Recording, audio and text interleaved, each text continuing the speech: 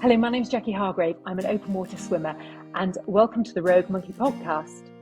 Hello and welcome to episode 93 of the Rogue Monkey podcast. We're the show that shares inspiring stories from people all around the world to support you on your journey. The response to the last two episodes we've released with Minerva Virtual Academy has been wonderful to hear. So thank you to everyone who's commented on or shared the episode. And if you've not listened to our interviews with Fabian and Hugh, please make sure you check those out. Don't forget to hit subscribe to the show so you never miss an episode. And if you're a business looking to sharpen you or your team's performance, head across to 2017 who are supporting us on our journey, the link to which is in the show notes. So on to today's conversation, and we're diving into cold water this week. Jacqui Hargrave is a super inspiring open water swimmer who has gradually delved into the world of cold water swimming, which has seen an explosion in the UK in recent years. She's blogged about her experience, and that blog has exploded just as much as open water has, attracting over 250,000 readers in recent years.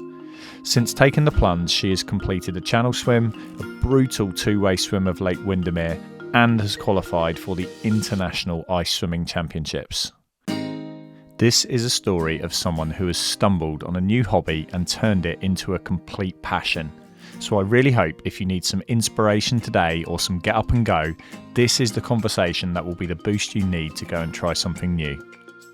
So with that, let's get into it and our 93rd episode of the Rogue Monkey podcast featuring open water swimmer Jacqui Hargrave. Hello, Jacqui, and welcome to the podcast. Thank you for sharing some time with us. As I said before we started recording, it's always nice to have a podcast leading to a podcast with someone else, and you were part of the circle that listened to our interview with Jonty. And for those of you who haven't checked that out, incredible episode. But I just want, to get us started. Give us a quick intro as to who you are and a little bit about your story. Well, I started open water swimming in around 2014. I'd been swimming a little bit before that, but a friend and colleague of mine, Andrea, who I have to mention because she's been my swim buddy for all this time, she's amazing, basically suggested that we try open water swimming rather than just swimming in a pool. So after much persuasion, I thought, you know what, let's give it a go. And it sort of started there, really. We went on an introduction to open water swimming course at Swim Your Swim, who are in Doncaster, who run this course just to get you familiarised with how different it is swimming in the open water, and sort of never looked back from there, really. We've sort of gone on and done bigger, longer, better things from that introduction.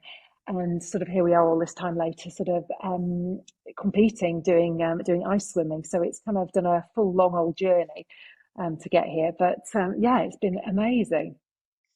So let's cast our minds back, because I think a lot of people have probably dabbled in warm weather swimming. And I think there's a big difference between perhaps starting with that to where you are now. So talk us through that kind of first experience you had of open water swimming, because I think that on its own for a lot of people is a daunting first step. Well, yeah, I know loads of people, particularly during lockdown, it's really, open water swimming is really, really picked up with so many people. I think it's gone from, I think when I started, it was a few million. Now I think it's sort of gone. I think it's something like 7.5 million people in the UK now open water swim, which has been amazing in lockdown. But the journey we took was kind of Andrea, who I swim with, my swim buddy. She's a nurse, so she's very much on safety and what have you. So we went on this. She said about doing this course, and I thought, you know what, let's just go and give it a try. If nothing else, it's a day out. We went along to Swim Your Swim, who took us through the dangers. They talked about the dangers of just things like debris, cold, the effects. Well, mostly it was like the effect it has on your body. So we're talking about shock, hypothermia, and also what to do when you get out, and all that kind of stuff. So we kind of naively sort of went along and thought, yeah, no, it's great. It'll be just the same as in the pool, but a bit colder. And of course it's not. Oh my God, I cringe when I think about it. The very first swim we did the sort of swim stuff with one of our coaches called Al, who then led us into the water and would do a loop of the lake, which was 800 meters. And he got in, and basically before I got in, absolutely, the cold struck me like I've never felt anything like it, and I started swearing. It's one of those things that you do when you get into cold. You involuntarily sort of, behave a certain way, and I just sort of started swearing, got in, and then very apologetic. We got halfway around the lake, and one of the other swimmers that I was with said to Al, what do you do to sort of alleviate the boredom when you're swimming around if you're doing a long swim? And he said, oh, I just practice my sermons. I was like, oh my gosh, he's a victim. So I got in the lake swearing and carrying on and making a right old fuss. I was just like, oh my gosh, I was so mortified. So I sort of spent the rest of the swim apologising profusely to him. And he was like, no, it's absolutely fine. We get loads of it. But not quite as bad as you, but loads of it.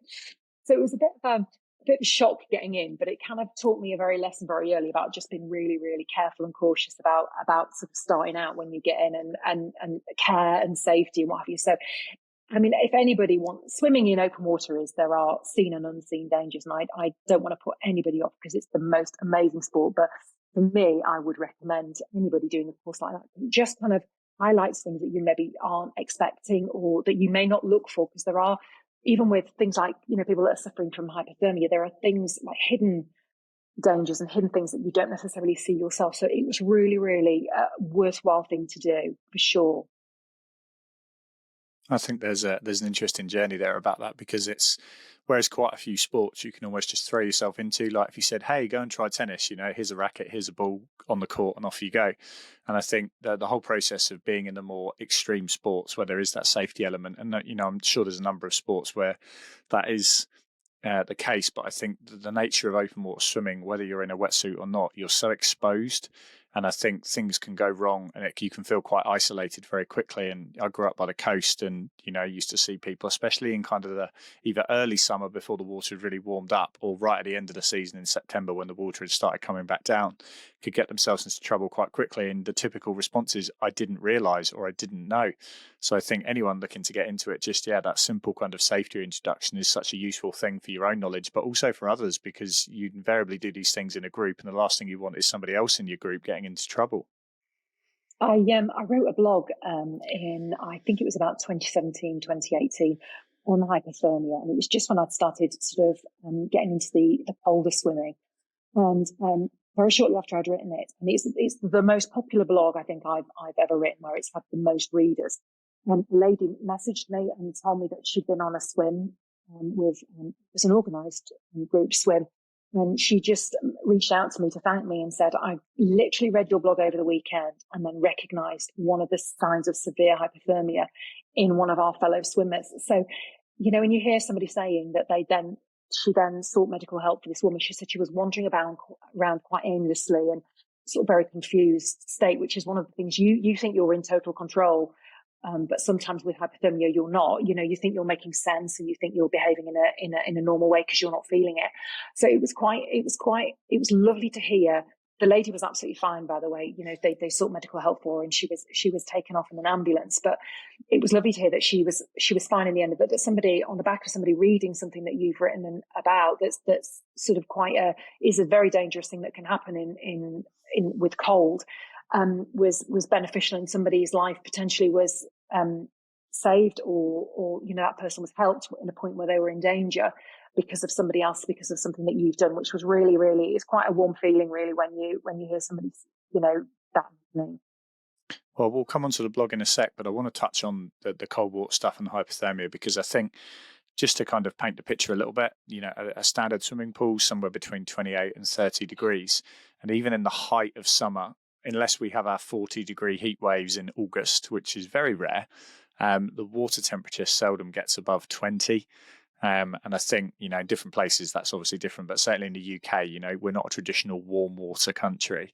So, and I think people talk about cold water swimming and assume we mean winter, but even in the height of summer, the lakes are still cold. And that on its own, I think, is something that I think a lot of people don't realise. Yeah, I think there's the definition. There's not really a massive definition in cold swimming. They sort of say it's between around 10 and 15.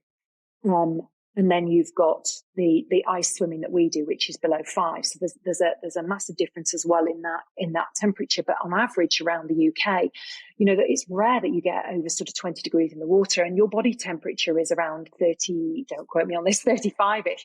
So whenever you get into any body of water that is colder than you are at some point eventually going to suffer some symptoms of hypothermia. I just really wanted to talk about your personal experience of that, because you mentioned there getting in for the first time that it was a bit fresh and a few swear words appearing. But, from that first swim, how did you learn and manage to adapt to that cold? Because, people can get used to it and this is something you can train for. But what was your personal experience like going from that first taking your breath away of cold water to kind of where you are now? So I think good advice from me might not be good for somebody else, but my own experience is that we were at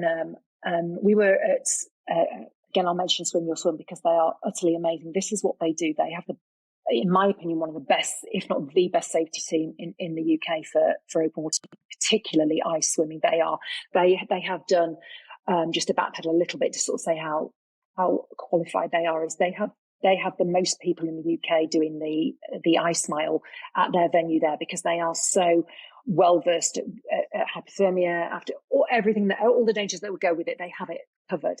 So when we were sort of getting into the cold, we specifically went to places that had a safety team there, because I think the worst thing ever would be for me for anybody, is to get into danger and not have somebody looking out for you. There were times when I was doing some really long swims, some ultra endurance swims, where the water temperature was around 17 or 18. So it's not a bad temperature when you're in a wetsuit, but still can be dangerous. And every loop of the lake I would do, there would be Leon there yelling very basic questions at me that he expected me to answer. It could be, what's 4 + 8? What's 2 + 2? What's your name? What's your, very basic questions. And I had to give him an immediate answer and the correct answer. I mean, so when you're sort of learning how to get into colder water more and more, for me, it's doing it in the safest way possible.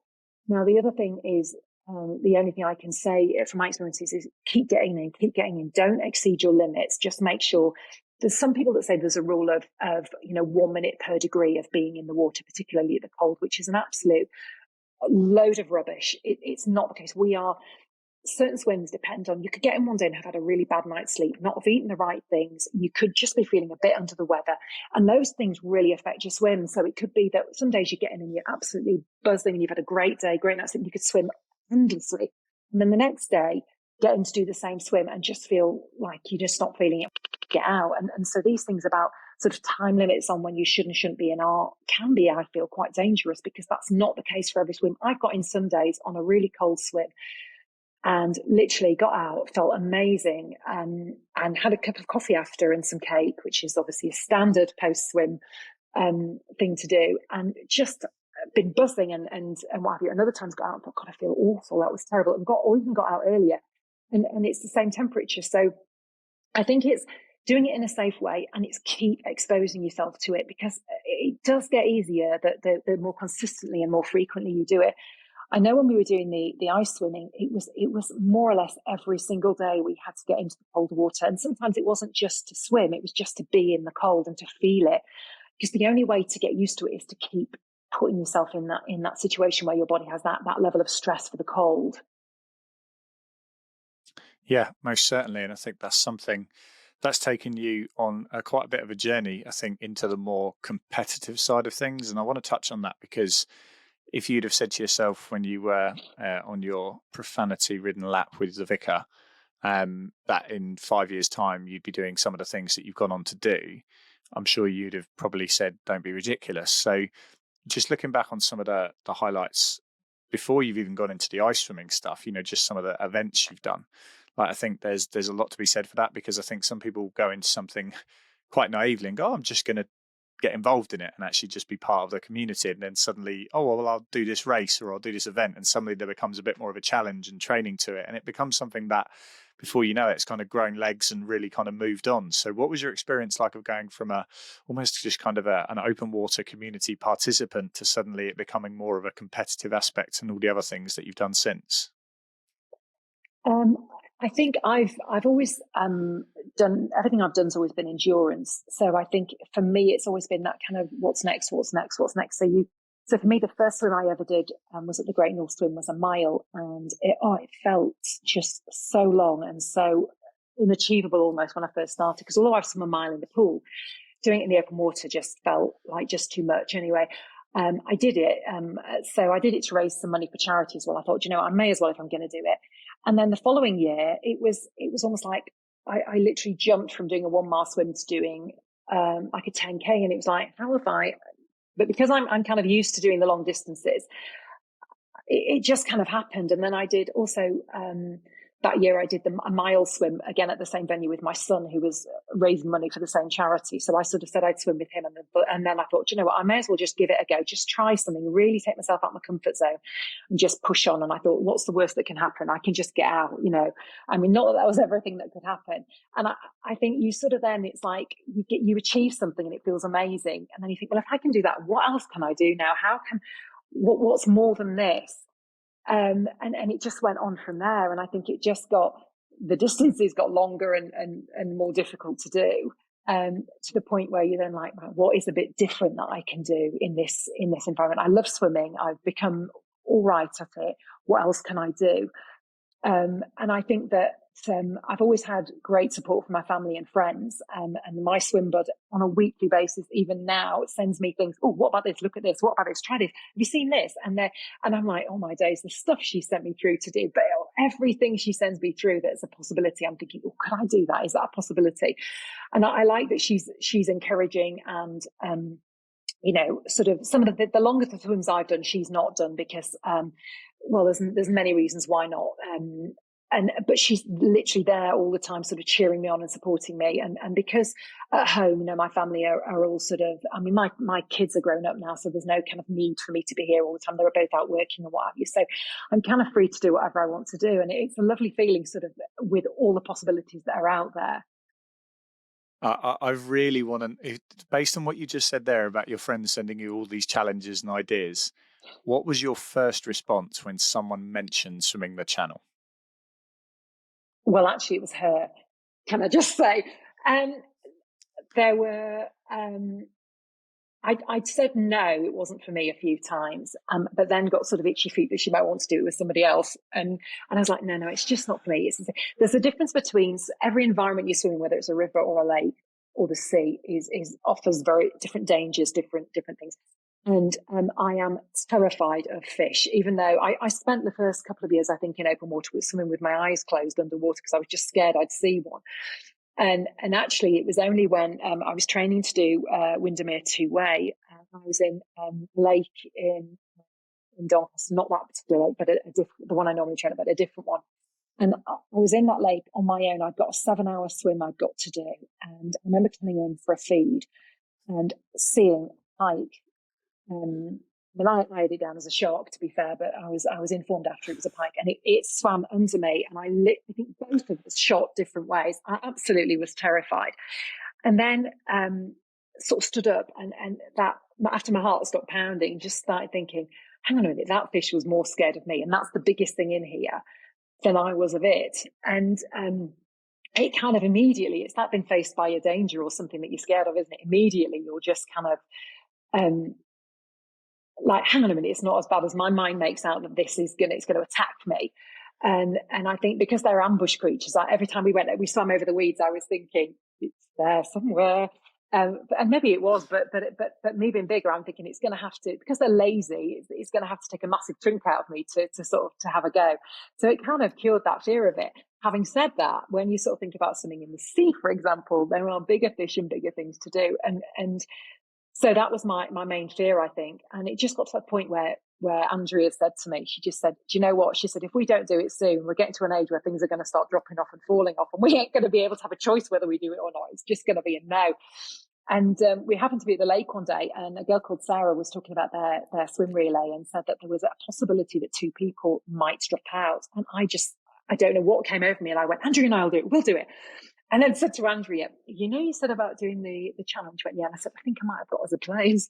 Anyway, that didn't happen in the end. But actually afterwards, then Leon just said, actually, there might be an opportunity for you. So we anyway, this opportunity did come up, and but unfortunately it was over blooming lockdown. So our swim was cancelled 3 times. Once because of lockdown, and then when it got to the back end of the year because of the weather, we just couldn't get an opportunity on the boat. So it was then the following year. So that sort of came about. It feels like a bit of a whim, really, but it wasn't. So we swam that with Andrea and another chap called Richard, and then Jonty joined us as well. We had a spare place, so he came and joined us, which was a great addition to our little group of 4. So yeah, it was amazing. So what was that experience like of actually doing it? Because I remember training for it 15, 20 years ago as a club swimmer. We never actually did the event again. Lots of obstacles in the way, but the actual process of training for it. And I'm curious as to your experience of actually what it was like, because having spoke to quite a few channel crossers over the years, there's definitely been an individual experience for everyone involved, whether that's seeing a giant boat for the first time, jellyfish, the waves, everything else that comes with crossing the channel. So what was your actual experience like? Well, before we arrived on the morning, we'd heard that there'd been some orcas seen in the channel sort of that week. And I jokingly said to Andy, I said, I hear, and you think, is it like myth and rumor and all that? And I said, I heard there's some orcas been seen anyway. He just immediately said, yeah, do you want to see the video footage? It's like, oh my God, no. I wanted you to tell me that was a lie. And I said, so what's the protocol then for if we do see one? And he just said, it's out immediately. He said, we don't take any risks. You're out. And I thought, right, okay, great. So, and as it turned out, we did see a minke whale, which was when Jonty was in. So that was sort of the biggest thing we did see. But it was just, I have to describe it, I think, as the best day out with a bunch of people I think I've ever had. I mean, we were so fortunate. The weather, it was 28 degrees on the boat. It was sunshine all the way. So in terms of conditions, we could not have asked for better. I think between us, we were all stung by blue jellyfish at some point or another. I think Richard swam through quite a chunk of seaweed, which obviously, you couldn't see. He just had to battle his way through it. But it was just utterly amazing. Poor Andrea, my somebody, was sick the whole journey. So she's the hero of the whole day, really, because she just battled on. It must have been awful for her, but we were just like feeding her ginger biscuits and tea, and that's all we could do.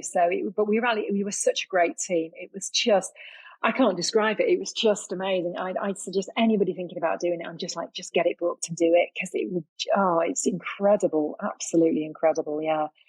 Amazing. We swam. I know the sort of the shortest distance is 21 miles, but we collectively we did 31. And yeah, we were sort of swimming, you usually do an S shape, and we were sort of swimming. We just seemed to be coming up the coast and like not getting anywhere.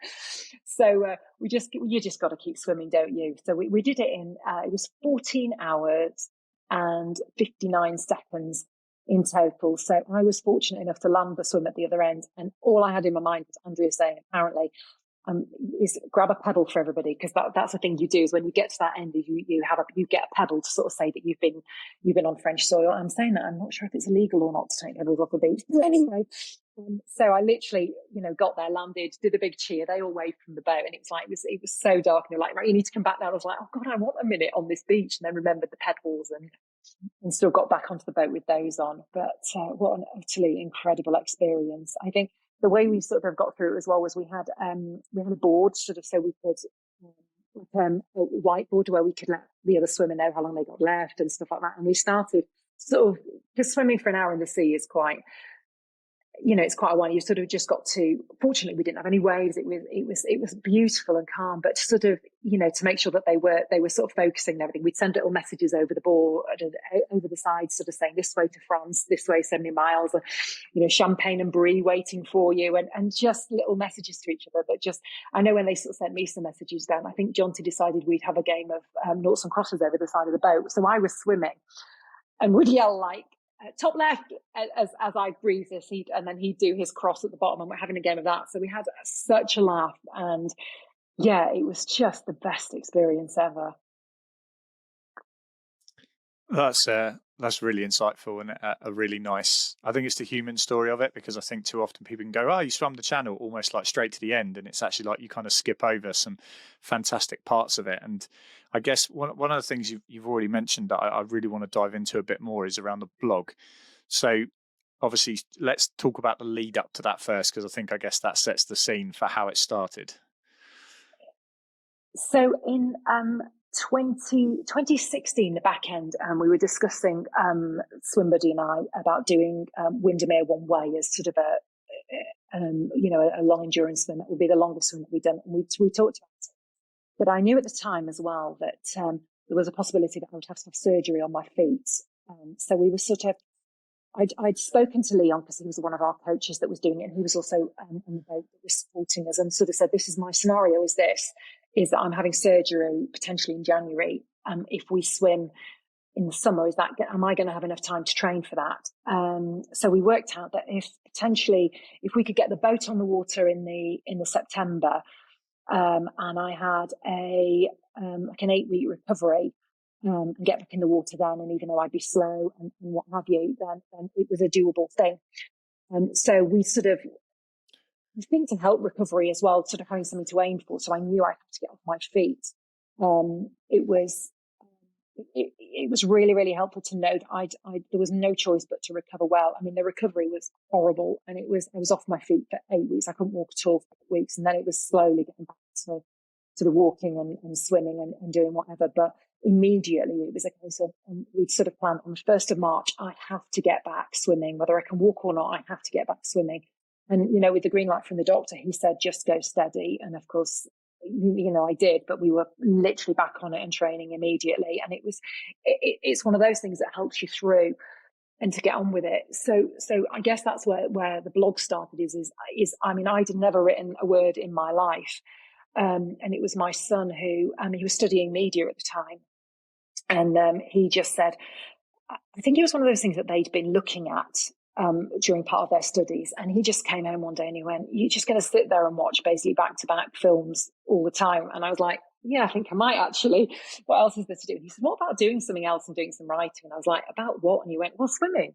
And I was, you just go, what? No, because I can't. And he was like, you can just memorize it. And he said, it'll give you something else to do. And he said, and also he then said those words of, it's part of your journey and it's part of that process that you're going through right now, which is recovery and actually something to aim for. And he said, and you'll read back and you'll just think, gosh, look how far I've come, look what we've achieved.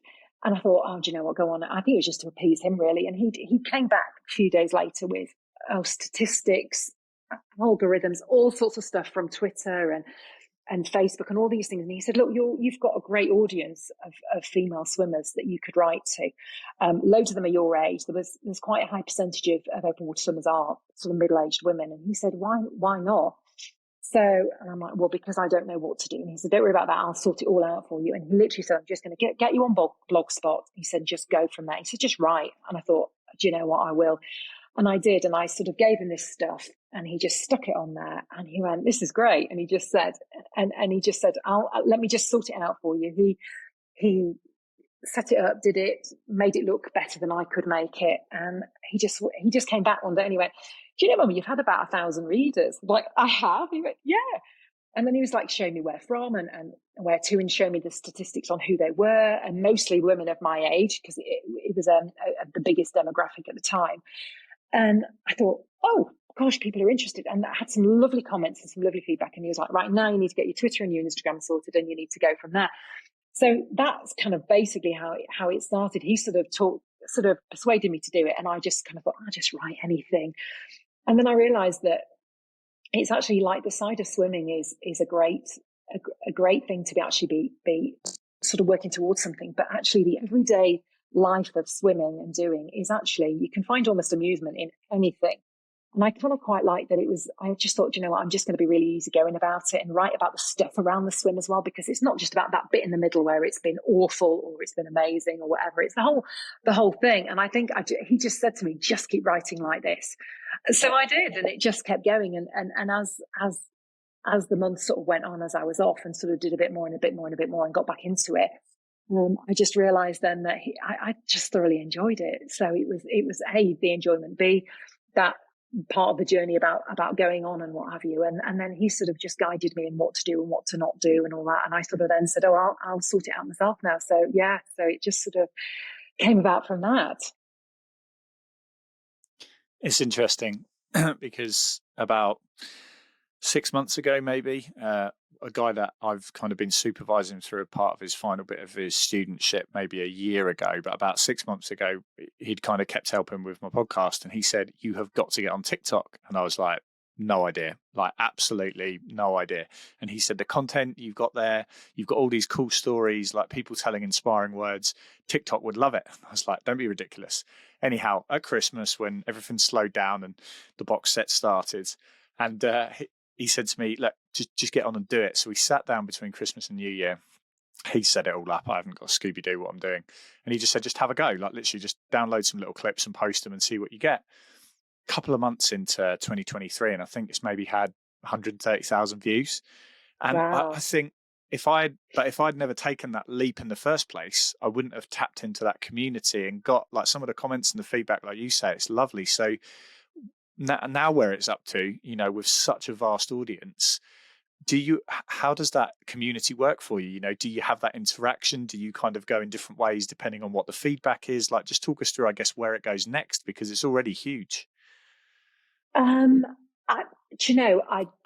I thought about doing more podcasts and videos and stuff like that, and I kind of do little ones. But I think it's that I'm really happy with my lot, and I enjoy the writing side of it, which I think is ultimately it. I think it's that. I think with regarding the writing, you've kind of you kind of then looking at what can I do next that's exciting for me and that gives me stuff to write about. I think it's part of the journey. I think is the writing bit, but it's like, what am I training towards next? What am I doing, and how can I make it? I want somebody to read the blog and go, I think I want to do that because that sounds amazing. I'd never frill. I mean, I do frill stuff up, but I would never frill something up that was dangerous or unhealthy. And I think, sorry, my dog is about to start howling. Nelly, that's okay. Stop it. I can hear her in my ear. Believe it or not, that's not the first dog we've had on the podcast. We had one that I got near the end of, I think back in episode maybe early 30s, 40s. It just hopped on the person's lap while we were mid-filming. And I said, that's fine. I think that adds another element to it. So Nelly, join us. It's absolutely fine. Oh, no, she's just been a pest. Look, hang on. She's just down there looking. So I think I love the writing, and I think for me it's I really want to continue. I just like the sort of pen to paper kind of side of things, and I think who wants to see a middle-aged woman jumping into a lake or something like that? I think it's all that, and I've not got a steady hand either. So the whole getting in and you're like underwater, overwater kind of thing, I'm just completely useless at it. But I think regarding. I think it's just looking for something a bit different. I think going sort of from doing endurance swims through to the I think the last endurance swim, the Windermere 2A, was a really, really tough swim because my friend had died the year before and basically had told me on her deathbed that I was to raise money for that charity and I was going to do it. How was I going to do it? And I said to her, people almost want you to kill yourself trying to do something now before they sort of donate and give money. And she's like, well, right. So let's decide what you're going to do. And I didn't fancy, again, it was back to that channel thing. I didn't fancy the channel at the time. So I was like, well, the only thing I can do is I'll do Windermere 2A. And she immediately just went, great, fantastic, do it. I was like, oh my gosh. So I literally had no choice but to swim that swim. And it was absolutely brutal, I have to say. I got out of that 14 hours later and I was just in bits. It was fantastic and all that, but it was in bits. So I'd done that and it was a case of, right, well, I've done sort of a big endurance swim now, so I have to do something that's really, really different. And it was sort of that getting into the cold and the ice swimming as opposed to the cold swimming that I did speak to a couple of the guys at the lake and ask their opinions on whether they thought I could do it. And they were like, I've never met anybody more. When you set your mind to it, you're going to do it. And I thought, no, I'll give it a go. And so doing something completely different because I'm not an endurance swimmer in the in the cold, I did try an ice mile, and I was about 1,250 meters into it. And it was the most brutal experience of failure I think I've ever had. It was horrendous.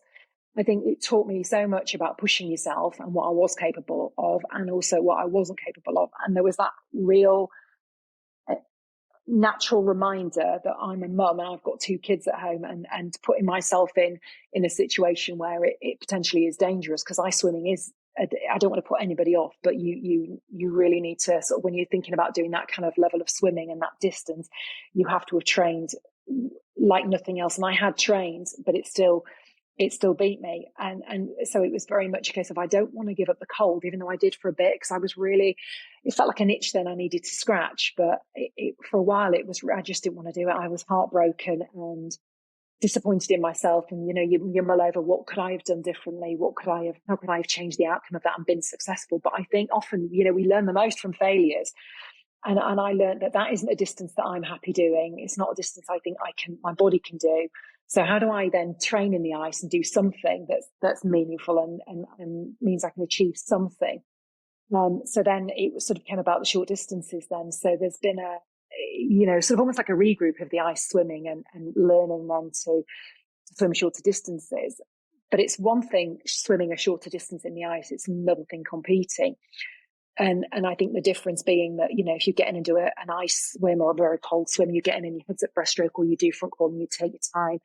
And the difference then with the racing is that you don't have that luxury of getting in and just throwing about. You are racing from the off, because they want you in and off straight away. So I think that then afforded me, once I'd made my mind up I was going to do it and I could do it, the training again then came about with sort of it enabled sort of the blog to have a different take on swimming.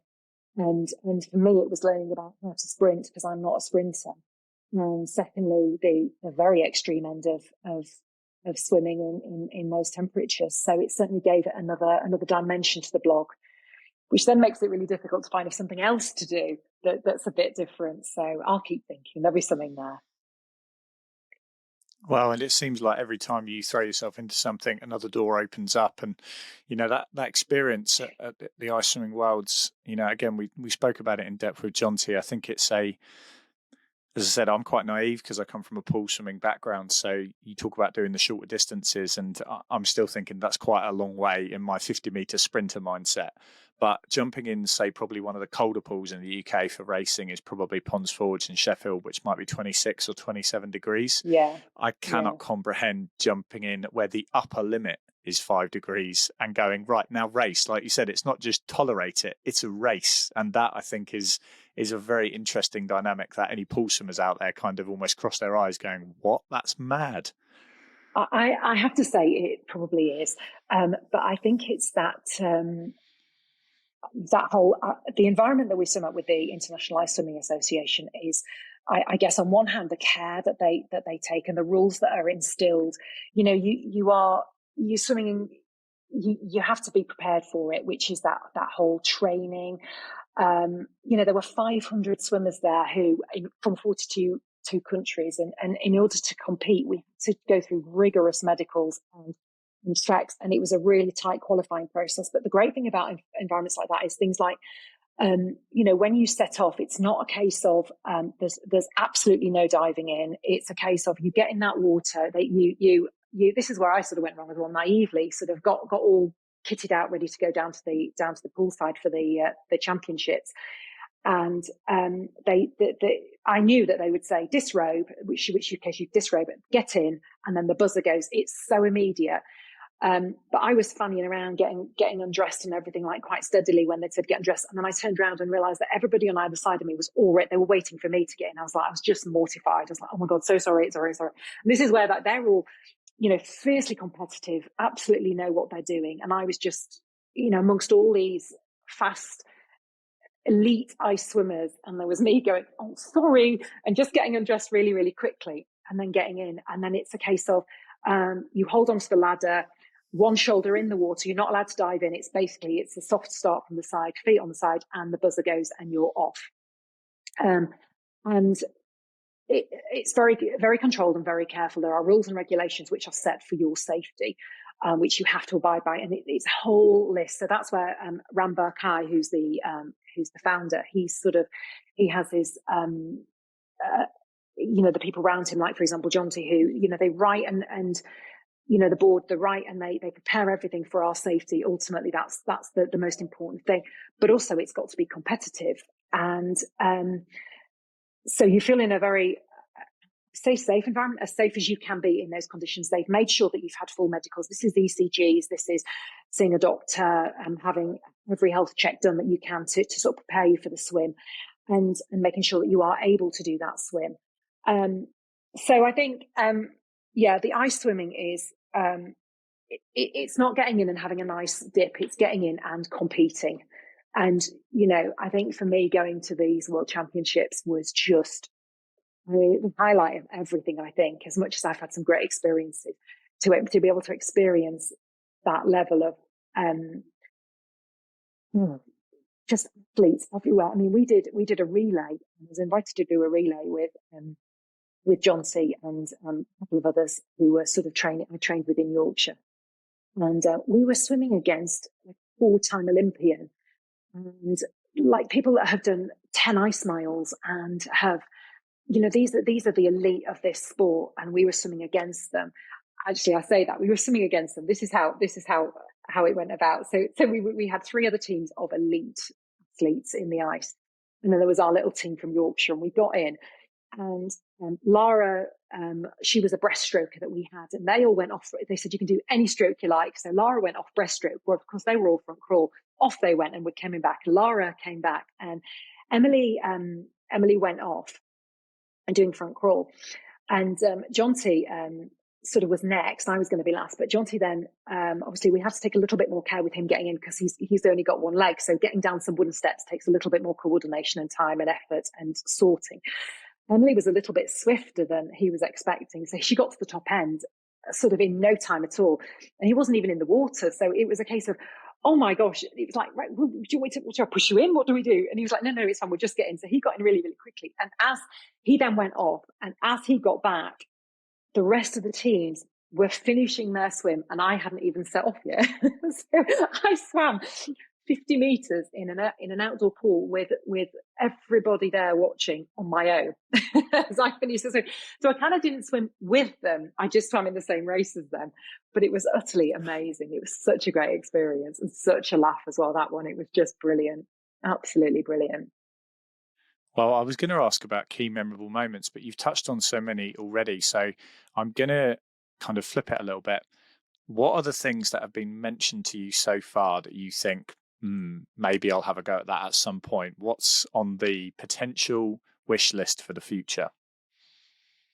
I've always said, despite my avid fear of anything that moves in the water, that I would love to do Escape from Alcatraz, which isn't the longest of swims. I think it's just that, I don't know, it's quite an iconic swim. And I think it's about 1.5 miles, so it's not massively long. And I think you've got to do it in a wetsuit as well. I sort of don't swim in my wetsuit anymore. I've kind of I've ditched it, but I would do it for this swim.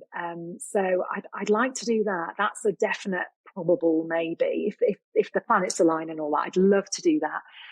I think this year, a lot of it I'm gonna.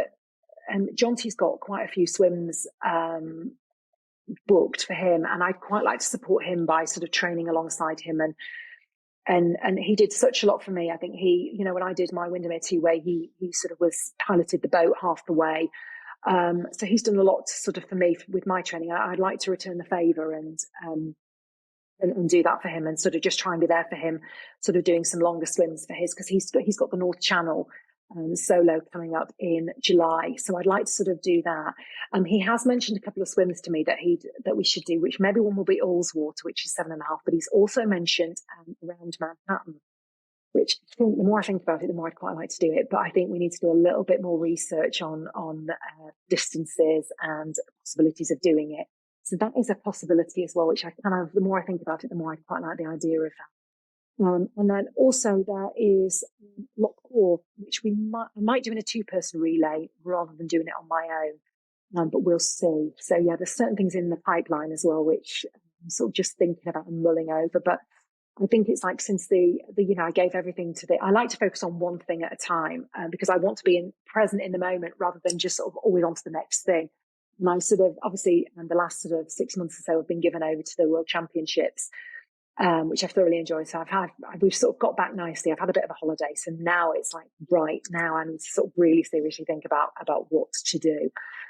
So all of those are a possibility. So I just need to sort of get some dates in order and see if it's going to be a thing I can do.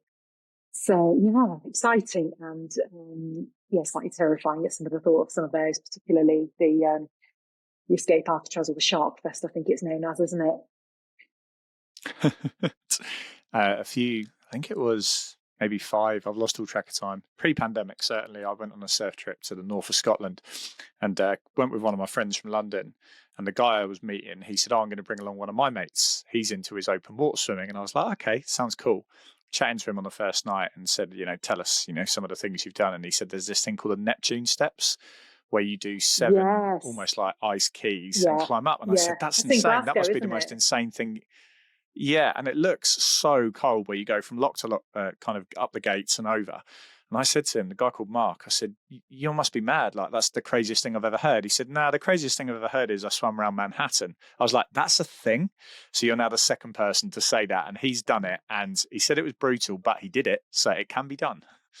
Well, do you know the Neptune Steps? We were Jonty was going to do it, but it was cancelled because of lockdown. So unfortunately, and he'd sort of then said to me, "Do you fancy it?" And I was like, "Not sure." But him and Fenwick were going to do it, and I was really tempted, but I was only just doing cold water at the time.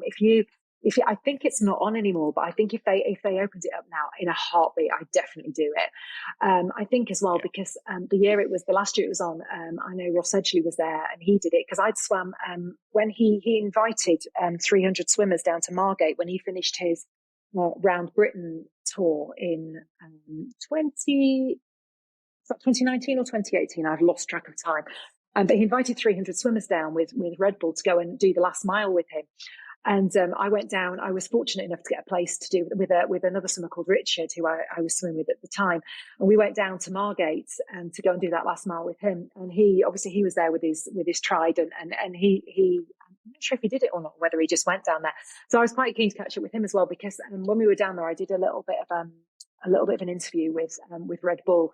And I was really fortunate enough to meet him. What a lovely chap. He literally, everybody that was stood around that enclosure that he was in when he came in, he meted, he greeted, he spoke with, he took time out, which was really lovely. But fortunately for me, I was on the inside of that paddock and had a really, really lovely sort of 5 or 10 minutes with him, just chatting about how exhausted he must have been and everything like that. So I was quite keen to sort of catch up with him again up there, but alas, it didn't happen. But no, in a heartbeat, I definitely do that now. Well, there's a ton of things there that we'll make sure we link everything that you've done so far and you've got potentially. We'll put all of those links in the show notes. But I've got one more question, and I think there's a lot of people who would put themselves, say, 10 years prior to your position and go, I couldn't do any of that. That's not me. And you obviously took that leap and kind of into the unknown and faced your fears on quite a few occasions. So what would your advice be to people who are going, I've come through the pandemic, I've perhaps found some things that actually I might want to try for the first time. I'm still not sure if I want to do it, whatever it is, open water swimming or any other activity. What would your advice be for those people? I think the pandemic has taught me one thing specifically, is that I think that we have lost so much time to that pandemic. And, it obviously that's the nature of pandemic, isn't it? Is that everything stops, the world stops. And I think that the world has started again and we're back on it. And I think if you've got a desire to do anything, you should just do it. You don't know what's around the corner. You don't know, fingers crossed and all that. We don't have anything ever like that again, but we might. And I think that we should never look back with a regret. I'm 51 years old now, and I think it's like I'm still thinking, what's next? And I take inspiration from people that are, that do stuff, that achieve things. Like, for example, Jonty, who he does everything he wants to do, and he does it so bravely, and he wouldn't say he's brave, but I think he is. And I think, you have people that are older than I am, and I look and see what they achieve, and I think, oh my gosh, there should be no limits. And if there are, can you get around them? because I think that we should all strive to achieve anything that just fills your heart with joy and gladness, and is an amazing experience that you can dine on forevermore. I never stop banging on about open water swimming to anybody. The minute somebody opens the door a little bit ajar to talk about open water swimming, I barge through it and talk non-stop about it. And I think that's the great thing is that it's swimming particularly is anybody can do it. I was just a lady I swim with, Jill in the pool, is 80 next month. And every day we call her swim mum, because she's just there every single day. She swims and just does 50 lengths, gets out, and she's 80 years old. And I think what an inspiring lady to be that age and still fortunately be able to do it, but loves it and wants to do it. And I think that, as long as you're able and willing, crack on, just do it. Yeah. Well, Jacqui, it's been an absolute pleasure to share some time with you. I'm really glad we got to have this conversation, because it's so nice, as I said at the start, when we have a conversation and that opens the door to other conversations, because my background's swimming and that community is such an incredible one, and all the incredible stories I get to hear, hopefully now I get to share more of them. So yeah, just really appreciate you sharing some time. And as I said, we'll link everything you're up to, the blog and everything else in the notes below this episode. But yeah, just a huge thank you for sharing some time with us. Oh, you're most welcome. Thank you so much. Thanks again to Jacqui there for sharing her inspiring story with us. You can connect with Jacqui's blog and her socials via the links in the show notes. We've also linked all our podcast socials and our partnership with 2017, the performance team that supports businesses to get to new levels. Have a great week, whatever you're up to, and thanks again for being part of the Rogue Monkey podcast community.